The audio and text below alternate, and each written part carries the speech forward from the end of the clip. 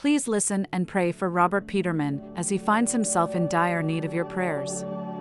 Robert Peterman's home address is 316 to 7252 Kerr Street, Vancouver, BC, V5S3V2. Thank you. God bless you. Upon my arrival at the Salvation Army Southview Heights, I was informed that this location is considered one of the most difficult places to reside. Initially, like everyone else, I believed it to be the ideal place for receiving proper care, as I was placed here with the expectation of my final days. I was in a critical condition. However, it didn't take long for me to realize that the Salvation Army Southview Heights is merely an assisted living facility with absolutely no provision for care. There are two sides to this Salvation Army building. One side where guests do not wear masks, and my side where all guests are required to wear masks, despite sharing the same dining room and chapel. Through careful observation, I have noticed that the overall situation experiences a greatly improvement when tenants take the necessary precautions to secure their doors and minimize their involvement in activities outside the confines of their rooms. When Adam and Eve were banished from the Garden of Eden, they found themselves unexpectedly in the Salvation Army. It has become evident to me why the residents diligently engage in daily prayers, twice a day, for the staff. Before my arrival at the Salvation Army Southview Heights, the organization subjected me to a thorough assessment process. The organization meticulously scrutinized every aspect of my background, aiming to gather comprehensive information about my personal history, as well as all taxes and banking details. The Salvation Army, on 4 separate occasions, has advised me against socializing with staff members. This directive came from my worker, as well as the person who is the head of this building. Before Christmas, they put out a memo to all residents: do not socialize with staff. Allow me to share an interesting anecdote. Every year, a Christmas box is prepared for the staff. This year, the box contained an impressive sum of over $4,800. This money comes from the tenants. While this is certainly commendable, the tenants express their lack of trust in the management ability to count the money accurately. Consequently, 2 tenants were required to be present during the counting process.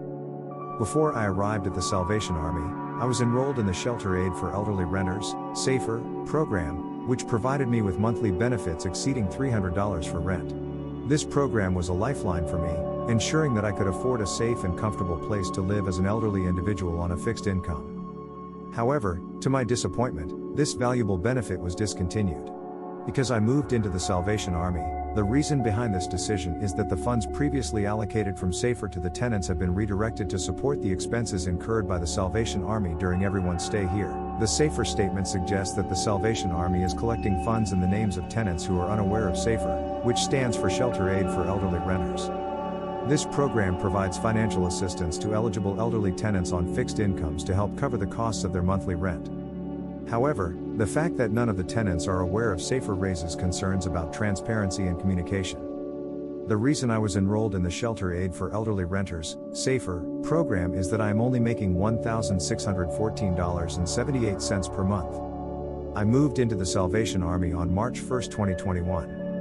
70% of $1,614.78 is $1,130.35 plus cable, $30, telephone, $26.20, and hydro, $18. The total rent on March 1, 2021, was $1,215.58. This is what I was paying in December 2023, $1,218.06.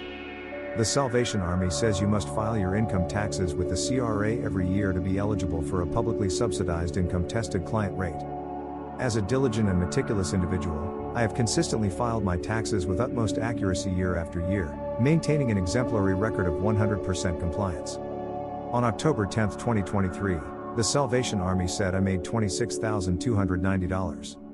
So on October 10, 2023, the Salvation Army said my assisted living rate January 1st would be $1,533.58 plus cable, $30, telephone, $26.20, hydro, $18. I was told the Salvation Army would not do anything about it, they would not help. So I phoned the CRA, tax services, and they said, sorry, we overcharged you. You did not make $26,290.